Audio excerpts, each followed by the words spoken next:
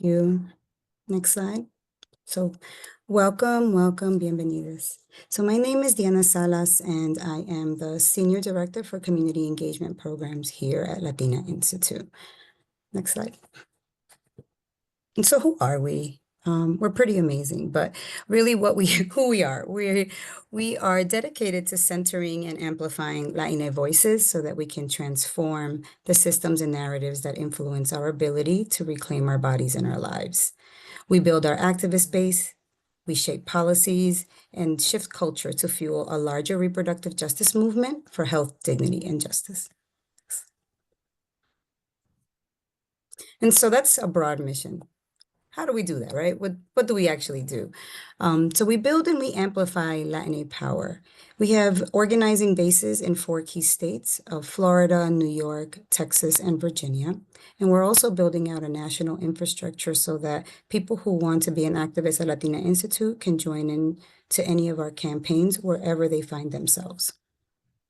We also spend a lot of time mobilizing our communities for the issues that we care about, the issues we work on, to stand in solidarity with other movements and or rapid response movements. We've done a lot of actions this year alone because of our Supreme Court decisions, because of the deaths that have been associated with abortion that have been banned in certain states, and because of the attacks on our immigrant rights community. On many of our communities. So we've been mobilizing quite a lot. We're kind of exhausted, but the work continues. We also spend a lot of time, and part of the reason why we're doing this event is that we transform the cultural narrative, right? Our goal with the use of storytelling and our overall communications work is that we want to transform the narratives that people have about the Latino community, but we also want to reduce the stigma that our community has about the issues that we work on sexual and reproductive health.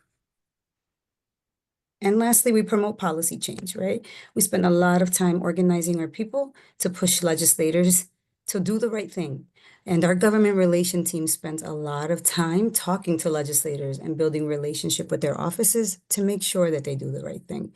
And we all know how hard that work is because most of the time they don't do the right thing. And that's why movements exist. Next slide. And so as you heard, like culture shift is a key part of our work. It's the thread that ties all the work that we do from our base building, from our policy advocacy, and from our overall comms work. But art, the use of art as a cultural strategy, is actually quite new for us. And the goal there is that, we want to use art in the broad sense, the broad definition, right? Because art can be many things. It's visual, it's spoken, it's dance, it's theater, it's embodied. We want to use a lot of the elements of what art is in that broadest sense to really transform those narratives that people have about us and that we have about ourselves and the issues we talk about. We want to use art to help shift public opinion, but we also want to use art so that our activists can tap into their own gifts to share, right, for the larger movement. And so I just want to briefly go through next slide, some of the ways that art has been showing up in our work.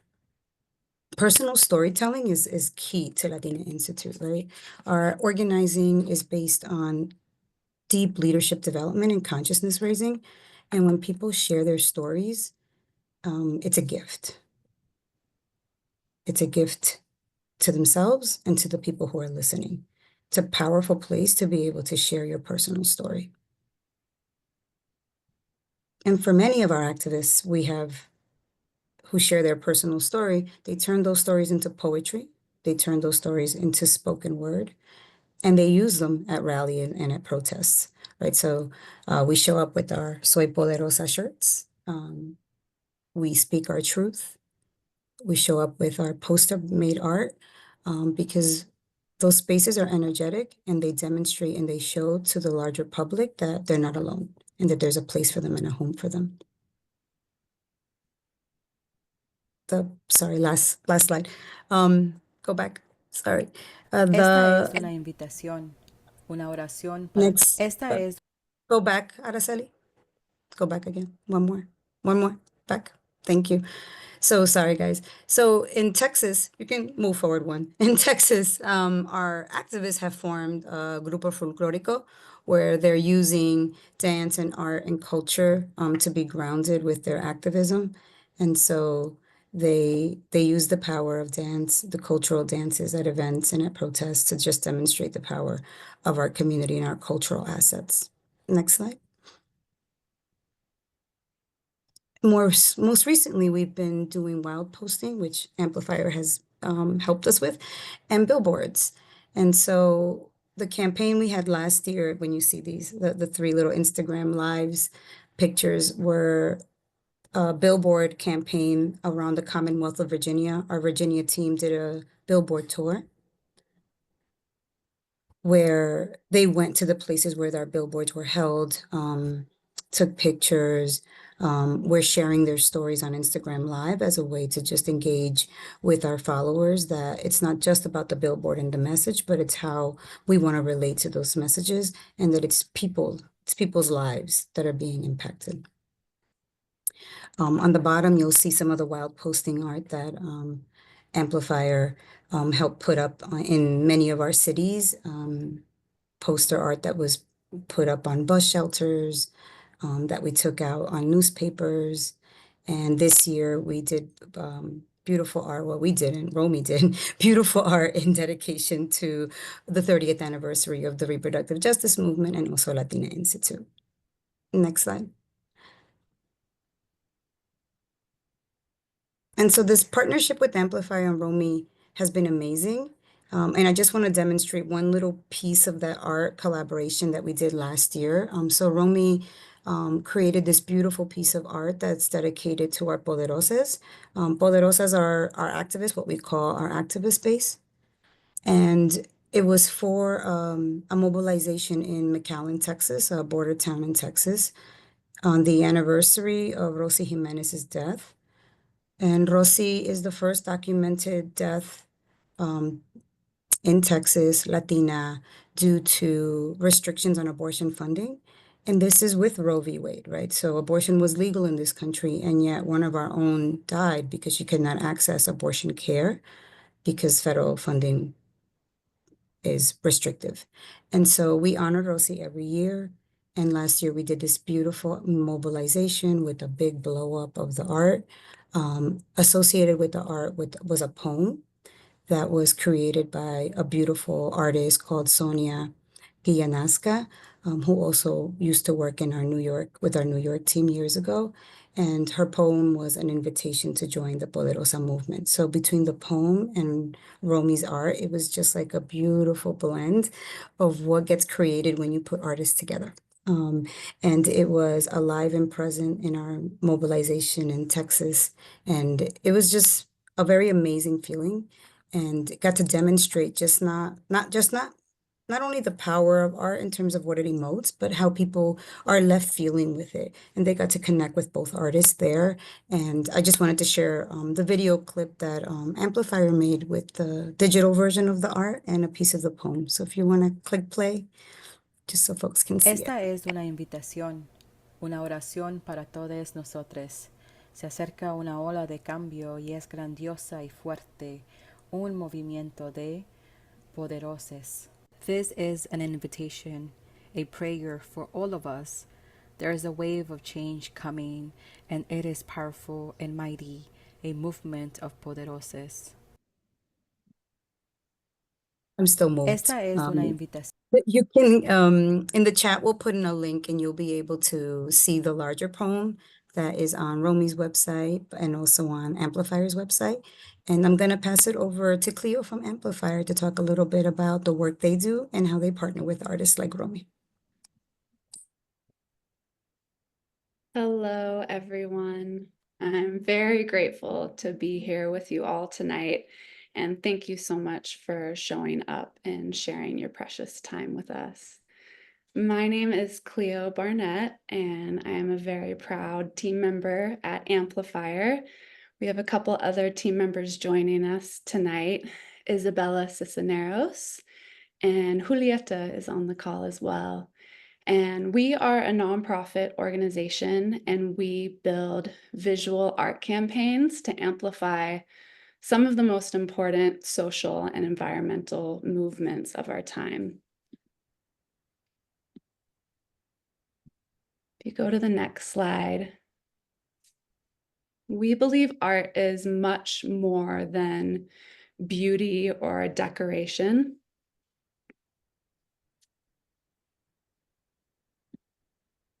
We see artwork as a powerful witness to these times, capturing and archiving this moment in history. We have seen how this artwork acts as a bridge by making complex movements accessible, fostering empathy and dialogue, uniting diverse communities, and connecting the past to the present, all while ensuring that these messages reach people in public shared spaces. We see this artwork as both a weapon and a shield, delivering vital messages to places where they're needed the most. And when it's unsafe for people to be the messenger, we believe the artwork can speak on the people's behalf.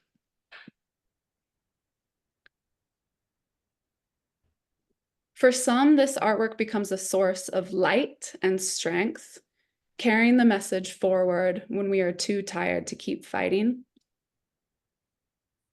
But above all, this artwork is a compass. We see it as guiding us forward and reminding us of where we're heading.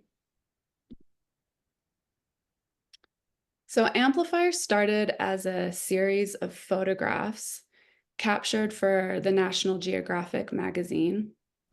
The founder of Amplifier, Aaron Huey, was working with the Lakota people on Pine Ridge Reservation for 7 years, documenting the human rights abuses that resulted from broken treaties. And there was a point where we knew that these photographs for inside the pages of magazines really needed to be out in the streets where we could take a clear political stance. And so that the people who were looking at these images, they couldn't subscribe or unsubscribe from the message. They had to face the reality of what was happening in this country. So the photograph that you just saw, we turned into large-scale public art installations like you see in this photograph. If you go to the next slide. The language and the creative direction for these artworks came from the people and the families in these photographs. If you go to the next slide, we started this series with 3 artists. We were working with Shepard Fairey on the far left, Greg Deal in the middle photograph or artwork, and then Ernesto Urena. And if you go to the next slide, we really took our inspiration from punk rock movements and skateboarding culture. And we literally just printed thousands of posters and stickers. And we started organizing teams of volunteers to hit the streets with these messages.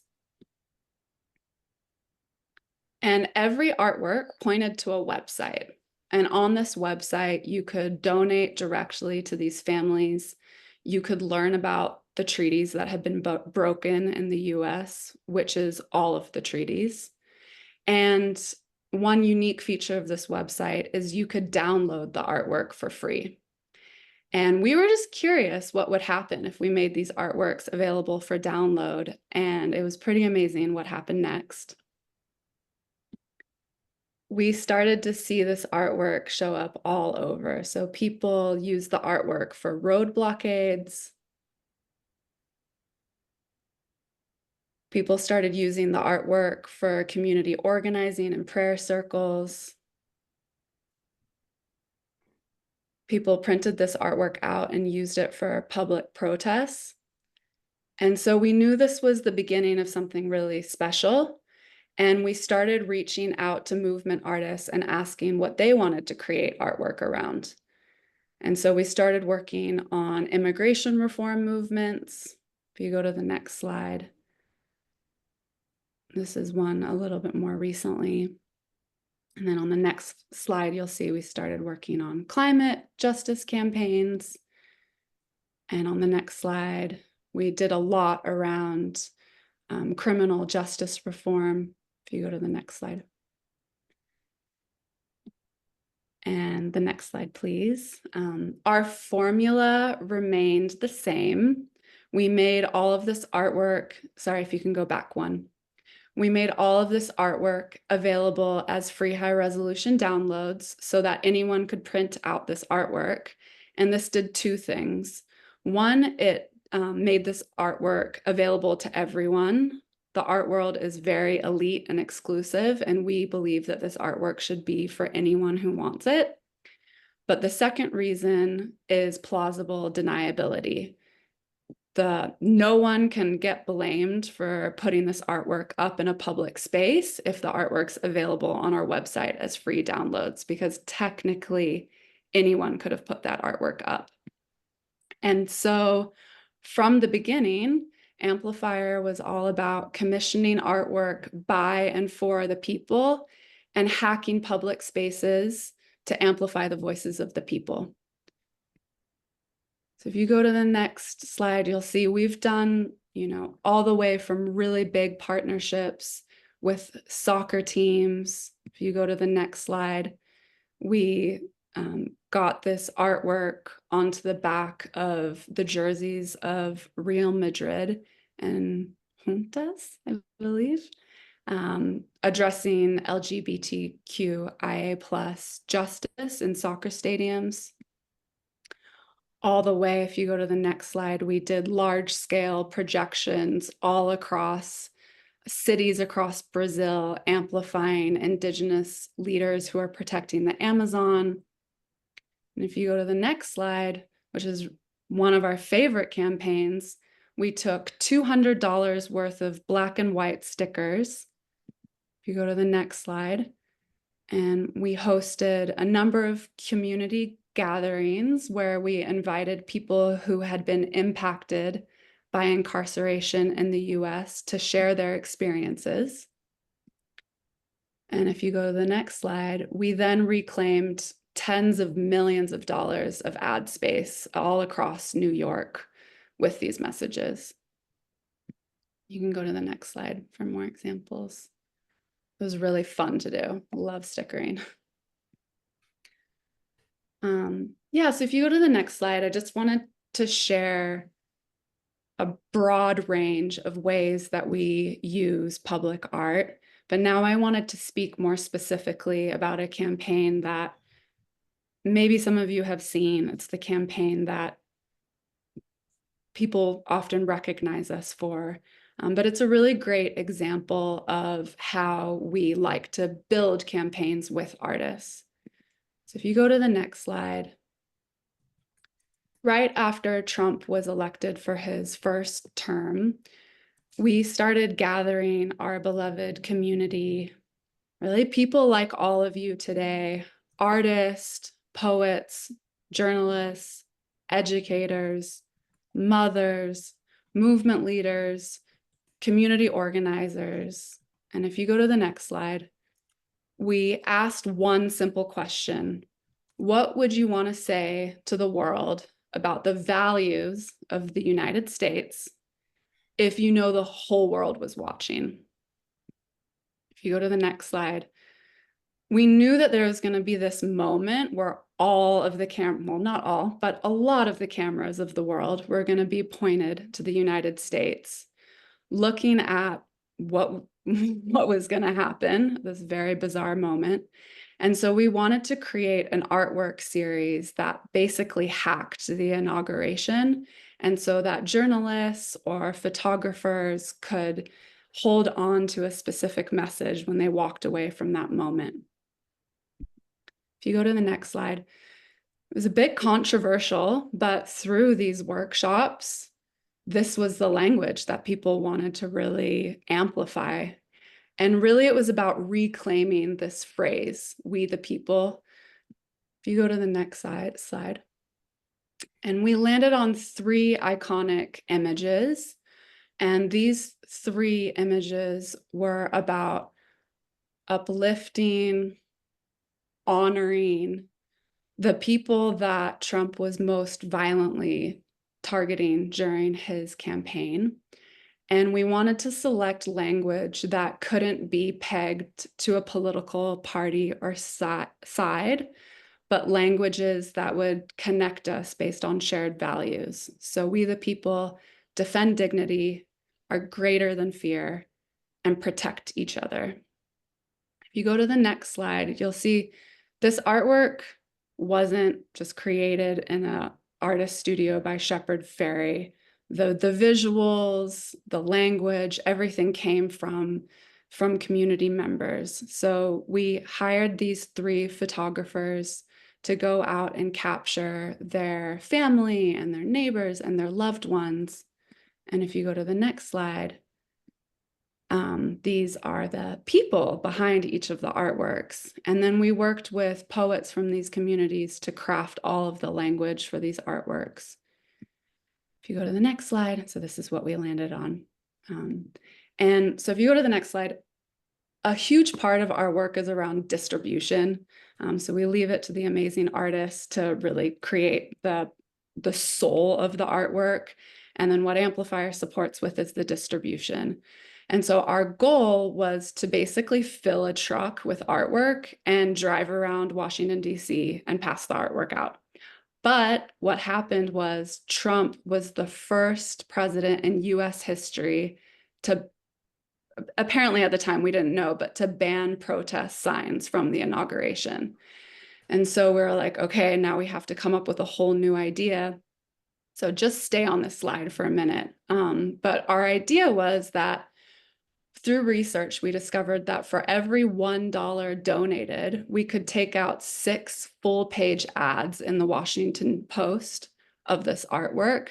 But the catch was we had to raise at least $100,000 because for a full-page ad in the Washington Post for one day cost $100,000, which is wild and speaks to the advertising that we're up against with big businesses and the government and the propaganda.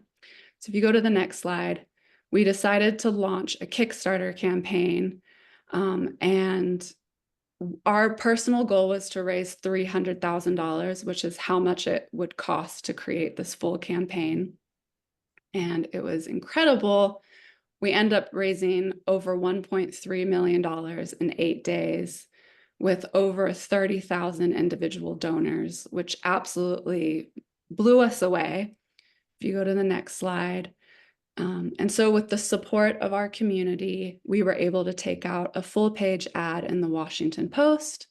And if you go to the next slide, we also took out full-page ads in the USA Today, the New York Times. And people carried this artwork in the streets in the hundreds of thousands. They took out, they bought a local newspaper, rolled it up, and then snuck it into the inauguration. But what surprised us the most was that we started seeing this artwork appear all over the world in a way that we were not anticipating. If you go to the next slide, and it's because of the free high-resolution downloads. Our website kept crashing. We had millions of visitors a day downloading this artwork. And through the next series of slides, you'll see people made this artwork their own. They turned it into dresses. They made quilts. They projected the artwork on billboards. They turned it into stamps. They even got tattooed. And then what happened next, which was really incredible, is because this artwork's all open source, we started seeing this artwork pop up into classrooms. And our teachers started requesting teaching tools because this artwork was sparking political conversations in classrooms that students were eager to have, but many teachers didn't know how to talk about what was happening in the world through a nonpartisan lens. And so we started the Education Amplifier program, which sent free artwork and teaching tools to classrooms with the extra money that we raised from the Kickstarter campaign. And with no advertising dollars, just literally posting on our social media, we had over 20,000 educators register to join this program and facilitate these conversations in classrooms. And we can currently reach over 1 million students in every state across the US, and we send them free art and teaching tools throughout the year. all of the artwork comes with lesson plans. And it's just been really incredible to see how this artwork has moved through classrooms across the US.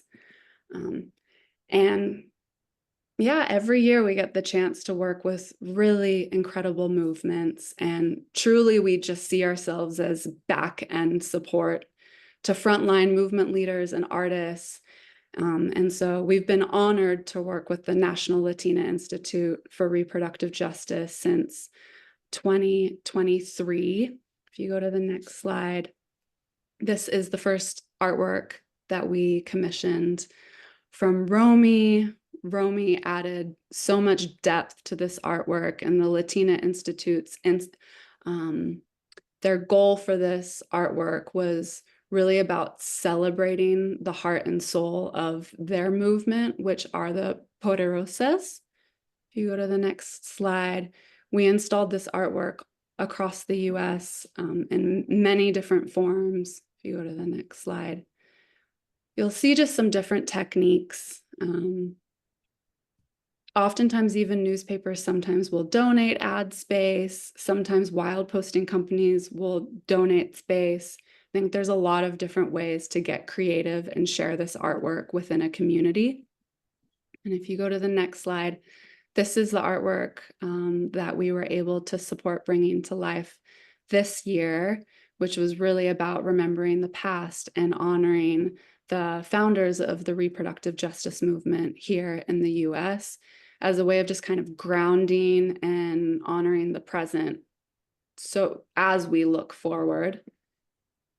And this artwork was distributed to dozens of community events.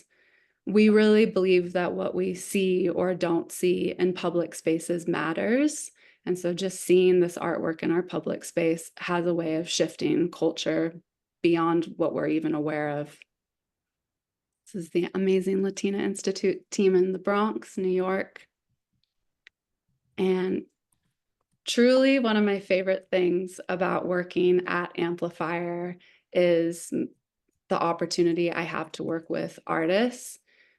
Over the last 8 years or so, I've had the chance of collaborating with the artist who you're about to hear from next, Romy Tirico, who not only is clearly just a phenomenal illustrator, obviously, as you can see from this work, but I just want to name that they're a really powerful strategic thinker, and they've added a lot of depth to our artwork, and I'm so grateful for the chance to work with you. And we'll pass it over to Romy. Thanks, Cleo. Hi, y'all. So my name is Romy Tirico. I use they, them pronouns. First off, so honored to be joining y'all tonight in this conversation to talk about how creativity can nourish and hopefully help carry us through the moments that are to come. Really appreciate the really sweet introduction, Cleo. Also a big shout out to the interpretation team that is, killing it right now. So as was mentioned, I'm an artist and a cultural worker who's had the great privilege of working with the Latina Institute for the past couple of years and working with Amplifier for almost 8 years, as well as a great many wonderful organizations throughout the last 15 years I've been doing this work. My commitment to art stems from my own lived experience, but it took some time before that fire in me grew and before I could actually find my place within the world of art. So I'm going to give you a rather condensed version of my life leading up to that point when I finally began making art for movements. The reason I include this in my story is because these early moments of life were the tinder that would eventually fuel this fire that I had. So I was born in Chile in March of 1989, toward the very end of the Pinochet dictatorship of my country, which ended the following year. By the early 90s, Chile was just beginning to recover from 17 years of being under military dictatorship. And in the summer of 1994, my parents finally made the decision to have us as a family, and that included my sister, my mom, my dad, and myself, to move to the US, specifically Florida. And I'm sure there were a number of reasons for this, but the one that they always bring up was opportunities for us as a family, and specifically for us as their kids.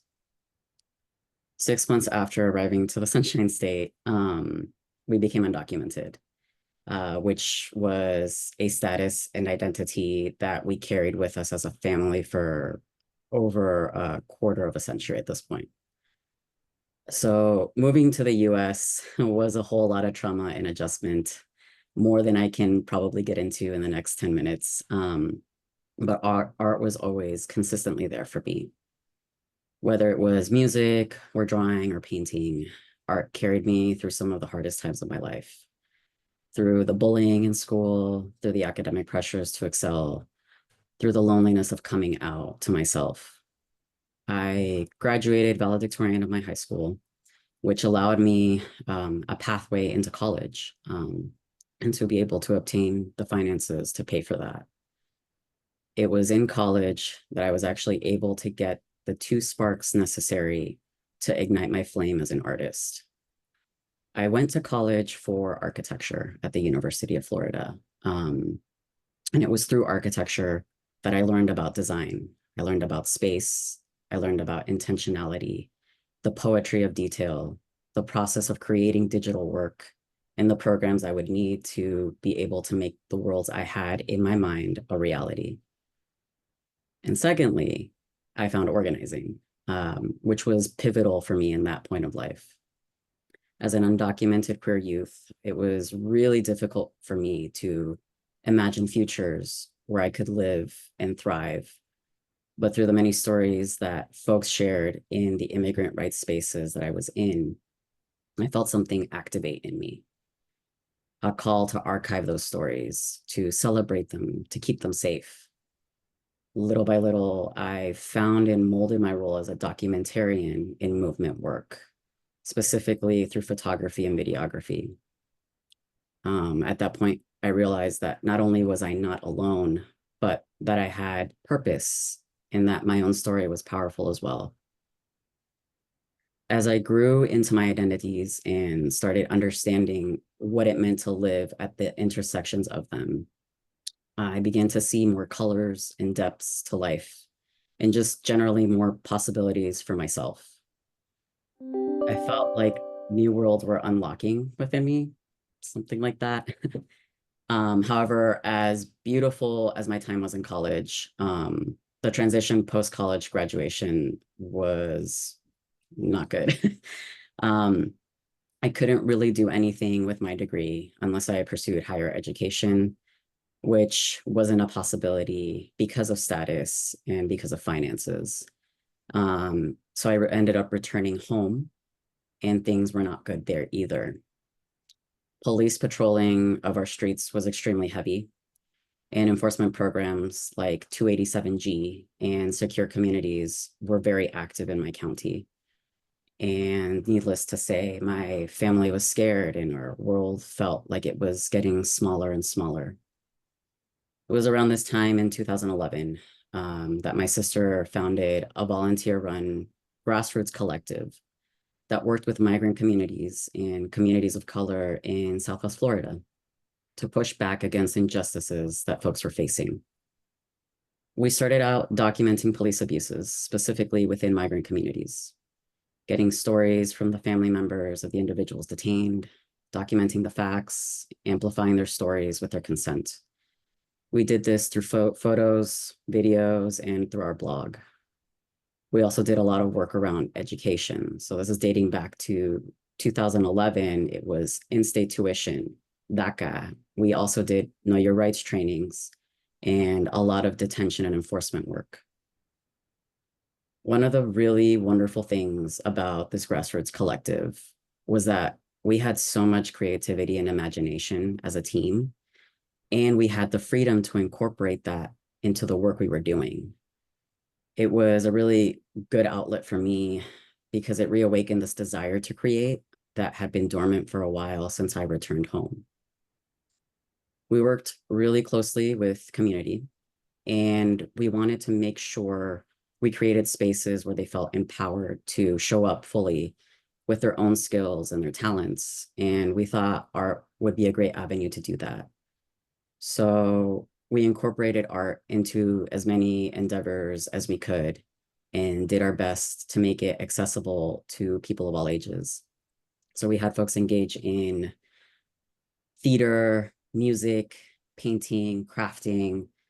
It was amazing to witness. Also around this time, I first started creating digital illustrations and actually sharing them publicly as well, which was huge for me at that time, as I wasn't extremely confident in what I had to offer and was a little bit shy when it came to sharing. For 3 years, I continued my work with this collective. And over those 3 years, I became more confident in what I was offering and really began to understand that art is such a powerful tool that's often overlooked or included as an afterthought when it can actually be the driving force behind the work we do in movements. After I started sharing digital illustrations through the collective and also through social media, I began collaborating with organizations nationally to create art. And through that, I became a part of a really brilliant and supportive network of queer and trans artists of color. On a personal front around that time, I also began delving more deeply into myself.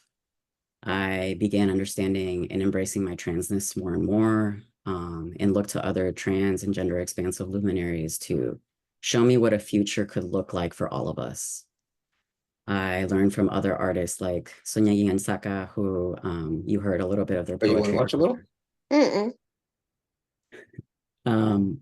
That we shouldn't have to have flattened narratives or reactionary art that says what we don't want, but rather we can and should have art that shows what we do want and what we feel, from rage to joy to everything in between. Eventually, I realized I could actually be someone who could create those beautiful out of this world futures and possibilities for all the communities I had been partnering with all of these years. I began honing in on that more and more, and that continues to be my focus to this day. Honestly, making art for over a decade now has nourished me in ways I could never have imagined. The deeper I got into storytelling, the more I could see and celebrate my own multitudes, the larger my universe became, and the more expansive my imaginings of the future became. For me, it's never been just about creative imagination in the design sense, but rather creative imagination of who I was and who I could be.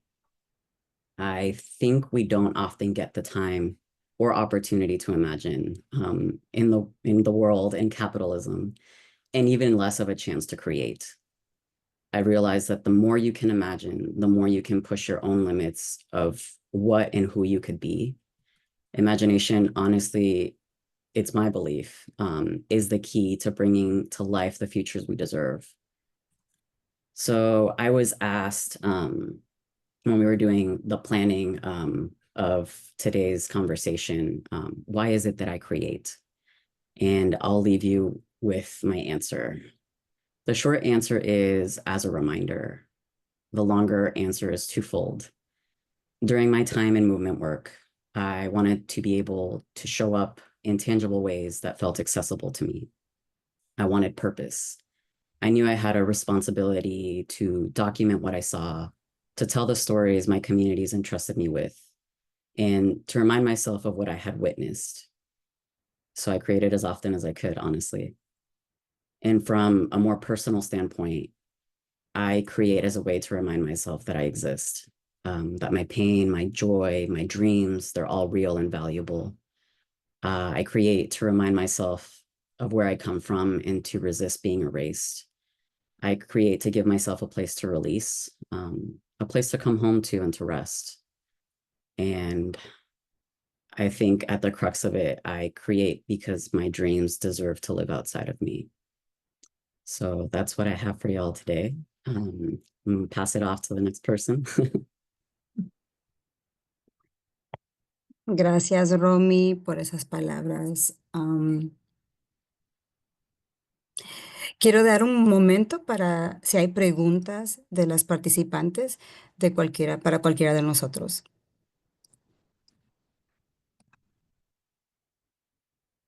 So before I close out, I just want to give space if folks want to ask any questions to Amplifier, to Romy, or to us at Latina Institute, because we do have some next steps we would love for people to do and have.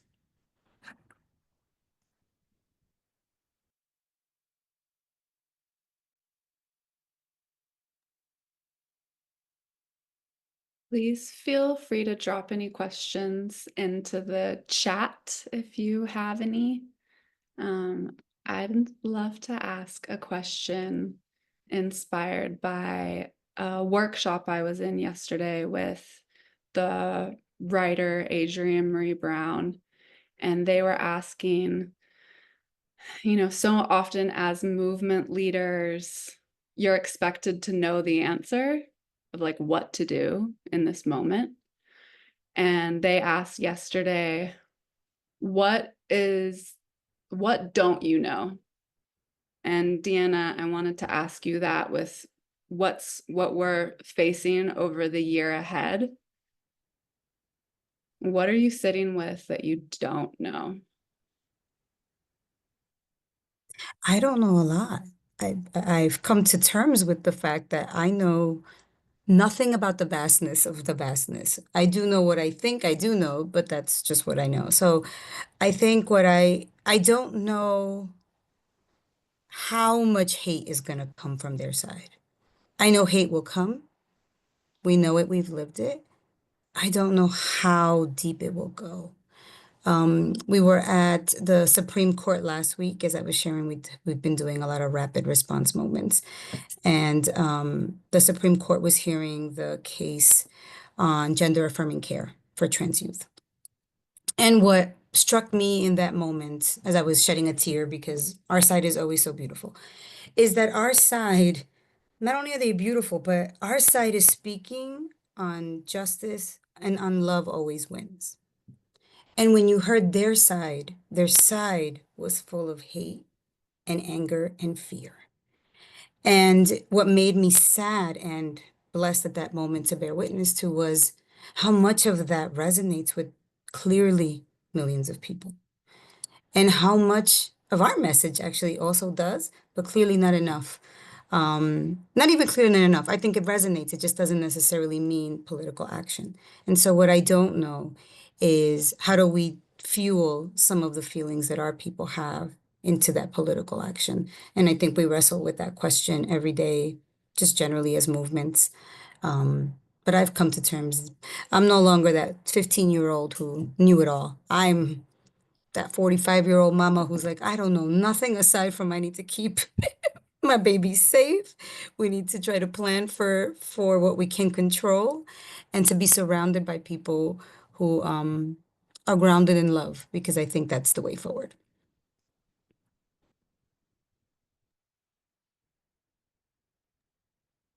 Okay. That was a hard question, and Andrea Marie Brown is amazing. She has always the right questions to ask. I think the other thing I wanted to also ask is both of Cleo and of Romy, right? Like, you guys are in community of artists. So, how would you recommend, what would you say to someone who doesn't see themselves as an artist or doesn't believe they have any artistic ability, right? Because I hear that a lot, and then I sit there and I'm like, okay, but you spent this entire meeting literally using the pipe cleaners to make something, art, right? Or you've been doodling because people can't sit still. So, do you guys have a way that people have asked you, I'm not an artist, so what do I do? Is there a way or a response that you guys have shared with others that, for the most part, we all have something that we share and it can be labeled as art?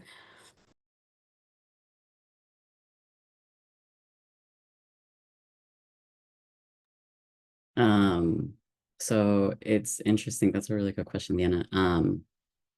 Even to this day, having had almost 15 years of creating work, doing things, it's still difficult for me to consider myself an artist. I know I like to make things, and I know I have creativity in me. And in moments where I've had the opportunity to talk to other people who also have that creativity in them, and they're just like, I don't know, what does it take to be an artist? You're already doing it.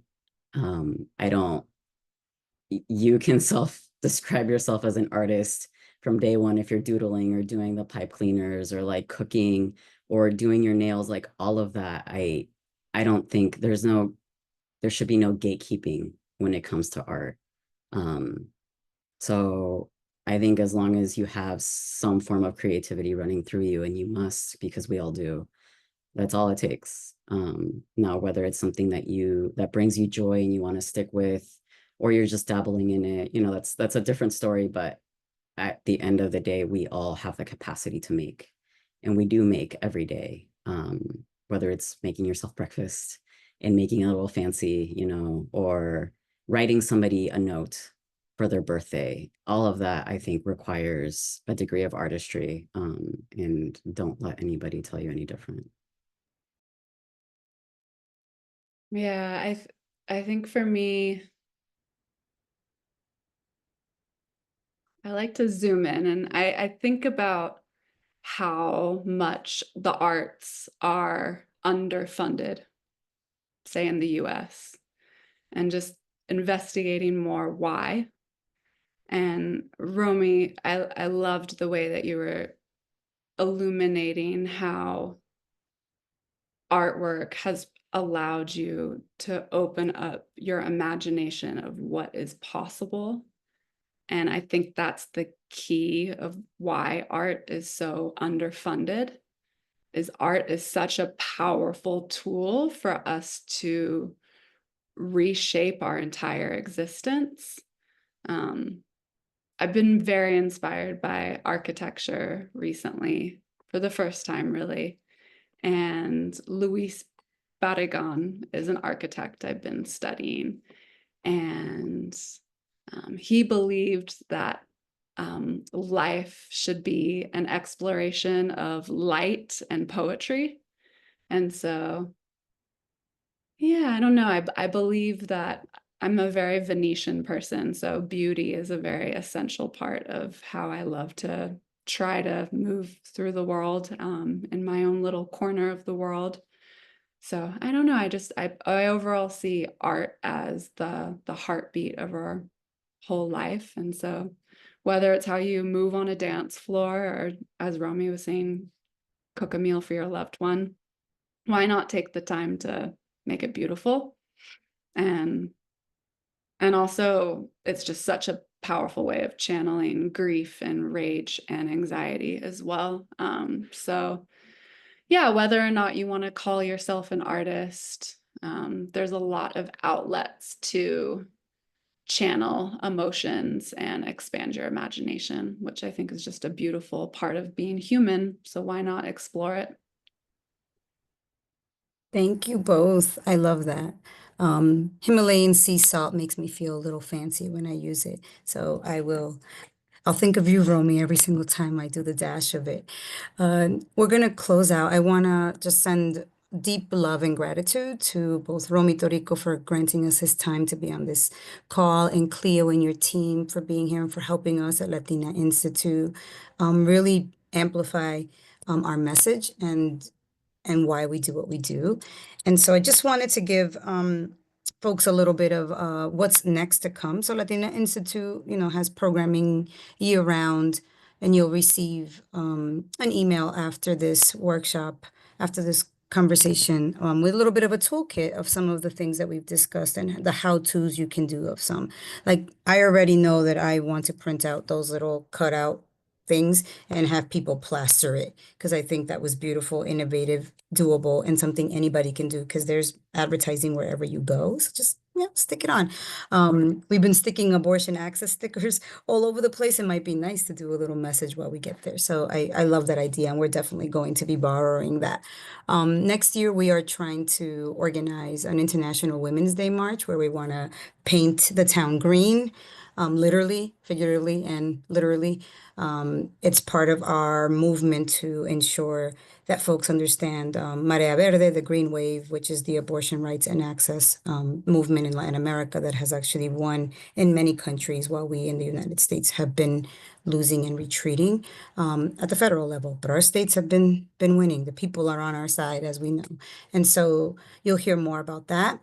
We want to make sure that you find your people, right? There are local reproductive justice organizations, artist collectives. You know, if you we all have it, right? That's why I wanted to ask that question. If you love art, it's in you, in whichever form it takes. So join a place that wants to hone in and honor that work.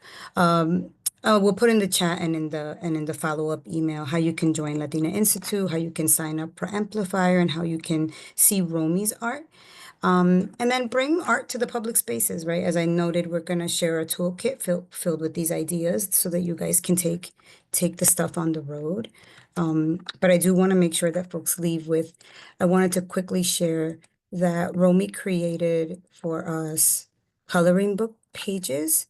They are currently on the Amplifier website. I just put the link on.